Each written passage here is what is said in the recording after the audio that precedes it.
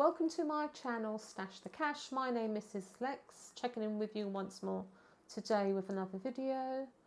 Today's topic is not actually saving challenges checking in, it's actually story time. Even though I have some visuals on the table, it's not really about savings, but it is about how I was able to save significant funds in 23. Even though we haven't got to the end of 23, but we're almost there. December has just rolled over, hence I have my snow globe on the table.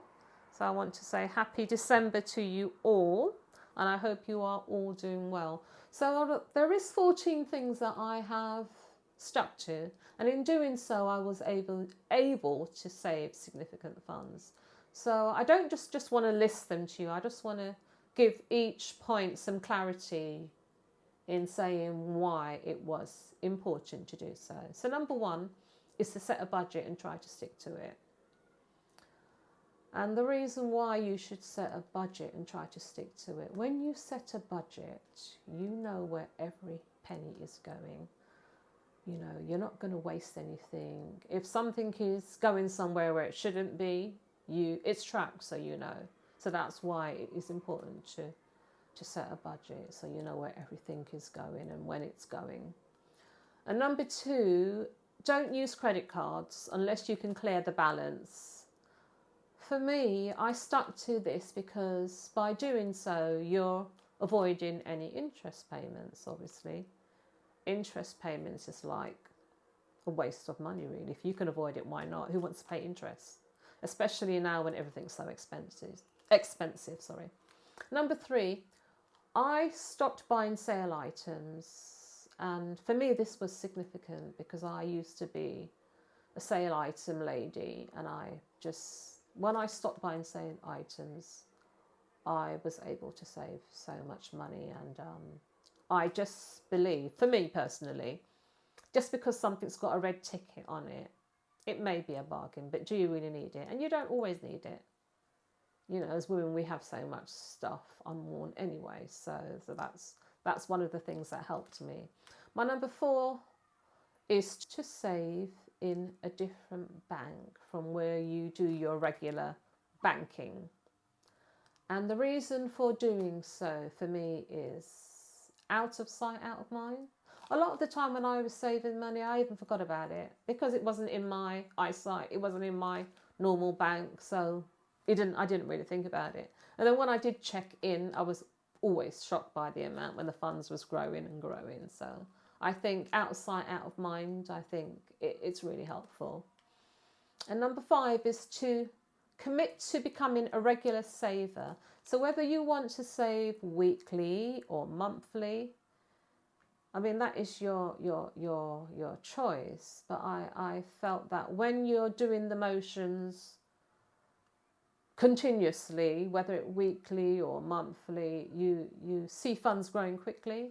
And when you see something growing quickly, for me, this was a sign of encouragement. The more it was growing, is the more I wanted to improve it. So that is why I say commit to becoming a regular saver. And number six is try not to withdraw any funds. Strive for a 1-year commitment. And the reason for this is most savings accounts, they give yearly interest. And obviously the saving account that I have at the moment, which I put all my challenges in, is at the end of 12 months, you get the interest. And obviously the more you have in there is the more interest you will get. So that's why I say strive for the end of the year. And the other thing that I've noticed, that if you withdraw, you obviously the interest rate goes down, which they would have paid you. So I think if you can commit and keep adding it's a win-win for you. And I know that banks don't pay the most interest, but they're paying better than they was before. So that is why I say strive for a 1-year commitment. And number 7 was never have your saving account linked to any other account. And the reason why I like the idea of this is because for me, this will remove temptations to withdraw funds. I like my savings account to be very separate. When they say to me, do you want it linked to anything? I don't want it linked. I don't want it linked to anything, because I think if it was linked, if it was in my eyesight, I might want to be tempted to withdraw, and I want to save. So that is why I say never have it linked to any other account. Keep it very, very separate. And number 8 was try saving challenges in any way or form, coins or notes. And I know the struggle is real for a lot of people, but I feel that saving challenges, I think that they keep you motivated, and you know, a visual aid may be helpful. And why I'm saying this is because with saving challenges, you're not under duress. If you have a bad week or a bad month, you know, you're doing your own thing at home. Nobody knows. It's in the privacy of your own home, you know. So, and then just to have that visual aid, you know, sometimes it's nice to have a visual aid. Whereas, you know, if it's in the bank, all of that is taken away from you. So that is why I say saving challenges in any way or form, you know, whether it be a tin where you can't open, or notes or envelopes. And for me, this has been helpful. The motivation is in your face, it's always there. Number 9 is any task that you can do to get pocket money, embrace this. And what I mean by this is, I know the struggle is real for a lot of people, but you know, we're all adults, and even if we're not all adults, we all have a skill some way or form, and a lot of the times somebody may need your help and may offer you a little bit of pocket money. And I'm going to speak about what I do. I sometimes help my son with a bit of admin work. I mean, my youngest son is away at uni, but obviously he's a young entrepreneur and he's trying to do certain things, and sometimes he asks me to help him with a bit of admin. But you know, I'm not no genius or anything, so he'd ask me to do something for him at home, and then just like email him the information. And every time he would ask me to do something for him, it would take me like half an hour. And then what he would do is, after that, he would like send me some pocket money. And like, I was just looking roughly in 1 month, for every half an hour he had sent me £15. So that's a perfect example of, you know, £15 for half an hour. I'm just sitting down doing nothing, and £15 for half an hour. And you know, 2 half an hours make an hour, and I've never been paid £30 an hour at any time, at any job I've ever held down. So that happens sporadically. And I was just looking at the figures from 1 month. In 1 month, yeah, 2 hours, and he was giving me £15. So that's why I say embrace. And even if he gave me less, I would be quite happy. So, you know, everybody's got a skill or something that we can do. For example, my husband's a carpenter. If he needed some help, somebody needed some help, he could help somebody, and somebody would offer him something. But half the time he doesn't take anything. But I think it's quite nice of my son to do that for me. My tip number 10 is to try to save half or more of any funds gifted to you. And this is something that I have put into action, and I have seen, you know, crazy results. Obviously, because I am a lady in my 50s, I tend to get more cash than gifts, than a gifted item. And I've always tried to save half, or sometimes I save all of it. Depends on the occasion. You know, and that's what I have been doing. You know, you have occasion, New Year's, Valentine's, Mother's Day, Easter, and this adds up. And I just think that just because you're given, you know, a couple of hundred, do you need to spend all of it? You don't always have to spend something just because you're given it. You can actually put something away. And I have done that. And I have seen funds grow. Number 11 is to do quarterly check-ins on your savings. And the reason why I say do quarterly check-ins, my saving account is quite separate from my day-to-day account. And sometimes when you're plodding along and doing your saving challenges and putting in gifted funds, you don't always check it. And sometimes, you know, 4 months can roll by and you check it and you're quite shocked. So I just think that when you do quarterly check-ins, it keeps you inspired and encourage you on your saving journey. And for me, this has been the case. And number 12 is never feel disheartened when you're depositing coins. And I'm speaking about just coins. I have gone into the bank, and there's people in front of me and, doing big transactions. And I've just gone in there with £30, £40, £10, £20. And I never feel disheartened because they're coins, because, they add up quickly, and pennies make pounds and pounds have use. And we know the gist. And I found that since I have been going into the bank more regularly and just depositing more coins, I think I'm having more conversations with staff. They're calling me by first name and last name, and, having that rapport with people. And, it doesn't matter if you've just depositing coins or pennies, because at the end of the day, nobody knows what you have in your account. Just because you're depositing a couple of bags of coins, it doesn't mean that, you're more worse off than the person in front of you. It's just something, that emotion that you have to go through. Unfortunately, the bank that I save, it doesn't have one of those amazing machines where you can throw the coins in. So that's the way my bank likes it. So it has to be bags. So, this adds up. So I don't think you should be disheartened when it's just coins. You just keep soldiering on and doing your thing.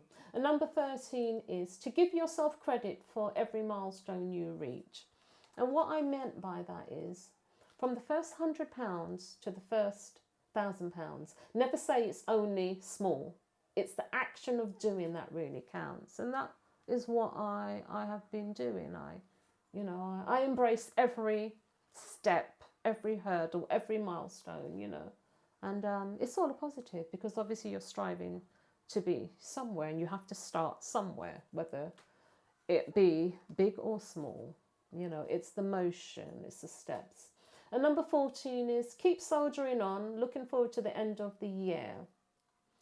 And for me, this is very, very important, because I've just said, the more you save is the more interest you will earn. So the larger the amount, end of year tally is going to determine your interest rate. Obviously, the saving account that I have, that is it. And obviously, if you pull from it, then it goes down. So that is why I say, keep soldiering on till the end of the year. And the other thing I wanted to mention, it's not a point, but I just wanted to highlight that when you are doing something new, I think you should share this with your family, because if they don't know, they can't encourage you. And because my family know what I am doing, they have been my biggest cheerleaders. They've been really, really helpful. And I'm on a mission, and they've got your back, and it's self-explanatory.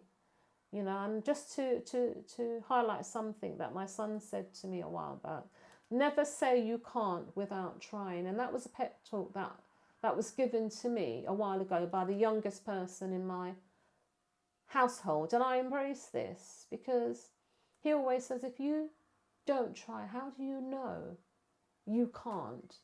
And who's to say that, if you're halfway there or quarter there, your family won't help you?